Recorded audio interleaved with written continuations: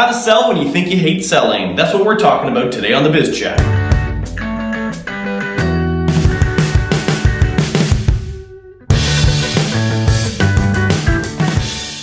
Hi, I'm Kyle Racky. I'm Jen Faulkner. And today on the Biz Chat, we're talking about how to sell when you think you hate sales. I am definitely a person that didn't always think I liked sales. I was very shy and unsure of myself. I know you were pretty similar, Jen.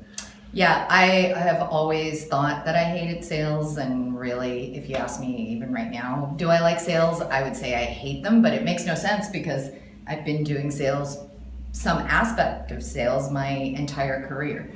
But for some reason, there's this bad feeling about it. Well, I think the reason is that when people think about sales, they usually think of the archetypical used car salesman who's pushy and kind of insincere. You know, they might be complimenting you or talking about the weather, but there's an end game there. They're just trying to butter you up to get you to close or whatever. So I think that's where that comes from. Yeah, absolutely. Like, you often feel like you're going to get sold something you don't need, or you're not going to get a good price or something, when actually, when I think about it, I've had a lot of really great sales experiences with good salespeople where they sold me something I really needed, but I never think of them in a negative way because it was such a positive experience. Obviously, they were good salespeople, but I never think like as if I was sold. I think that's that feeling of being sold. But we need salespeople. I need you to sell me stuff. I need recommendations. I need your expertise.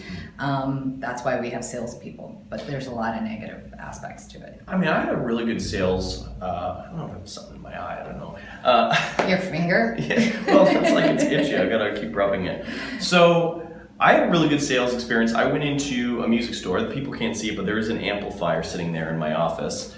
I had, a little bit of cash burning a hole in my pocket, and I was like, I want to buy a little bit of gear. I want to get like a cord for my guitar and stuff. So I went into the music shop. Hadn't been there for a long time.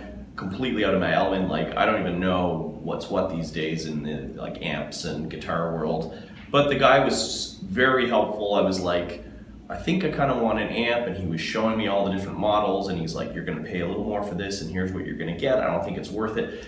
And the fact that he knew the products really well and could kind of inform me on like, these two things are almost the same price. This one's like $10 more, but here's why it's so much better. The fact that he knew what he was talking about, and he wasn't, I did end up getting upsold, but it was more like I felt like it came from a place of just trying to help me. And I think that's what a great salesperson does. Well, I think one way around, to your point, one way around to get away from thinking you hate sales is don't think about it like you're selling, think about it like you're solving a problem for somebody, which is what that guy did. You wanted to buy the amp, but you weren't quite sure what you needed, you weren't experienced necessarily in the product.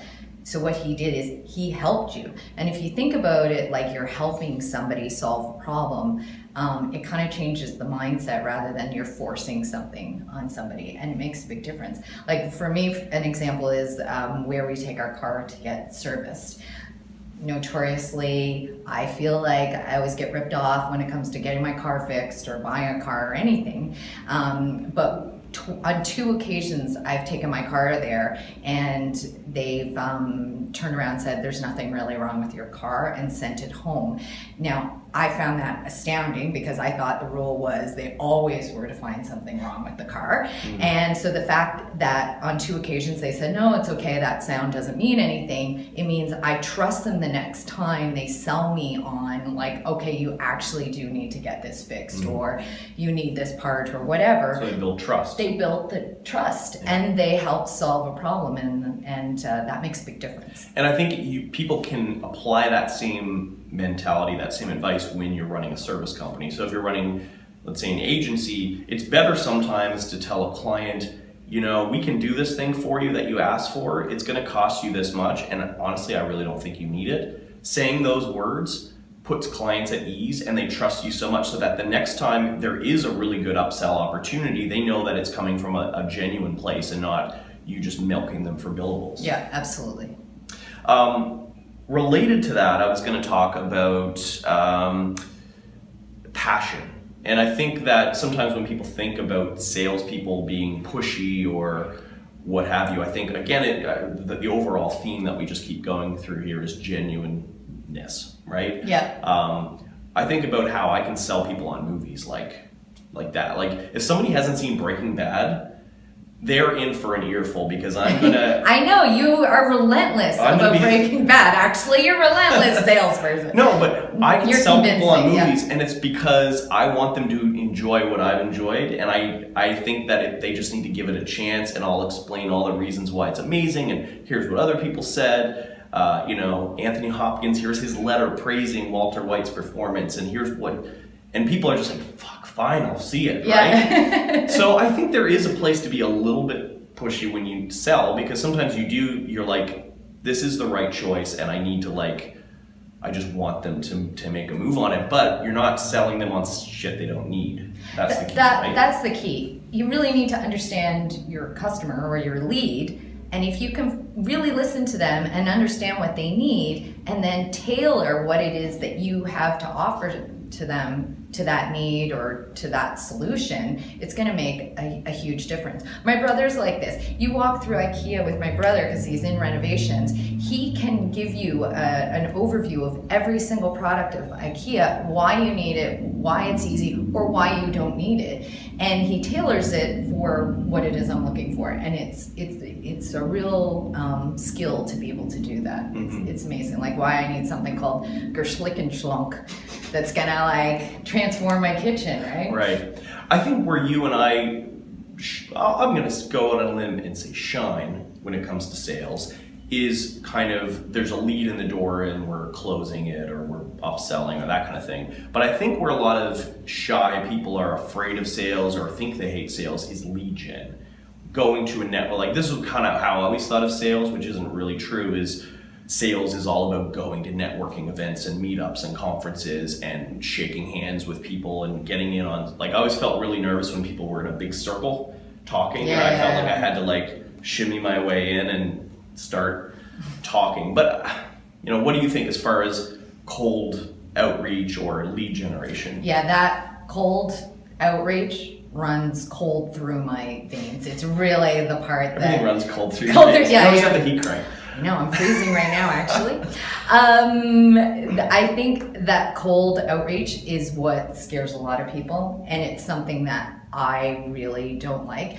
But that's why it was awesome when I was working with you and Kevin, Proposify's co-founder, went back when you guys had an agency, because Kevin is really awesome at prospecting, and he would go out and find the prospects.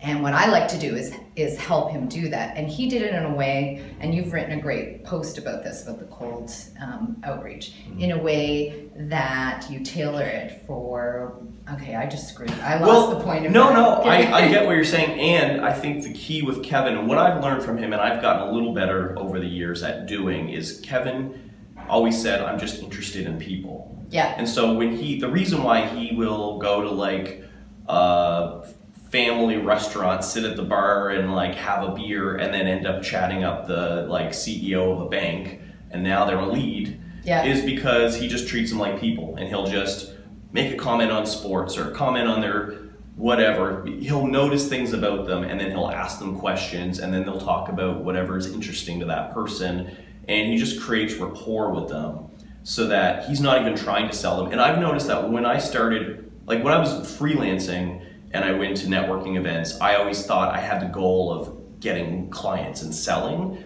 As soon as I took that mentality away and just thought, I'm just going to meet people and talk to people and find out about them, and I don't care if I sell. That mindset shifted it all. Yeah, absolutely. One thing I noticed, and I think we both get a lot of emails from other SaaS companies wanting to sell us their service.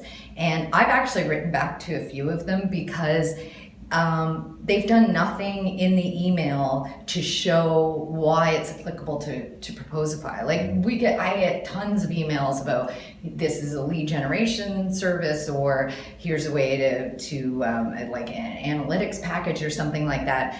And I can tell they just basically copy and replaced Proposify in here. This would be great for Proposify, but they haven't shown me why. And they don't have to go into a complete sales presentation right there because it's still quite cold, but do a little bit of research, tell me why this would fit for Proposify. And also, have you done any research on like maybe what we already have existing? Right. And I think that takes the cold email and helps it be more successful. And I actually had one guy email me back after I gave him that feedback because he just kept emailing me, and finally I said, you've provided me no reason to act on your email.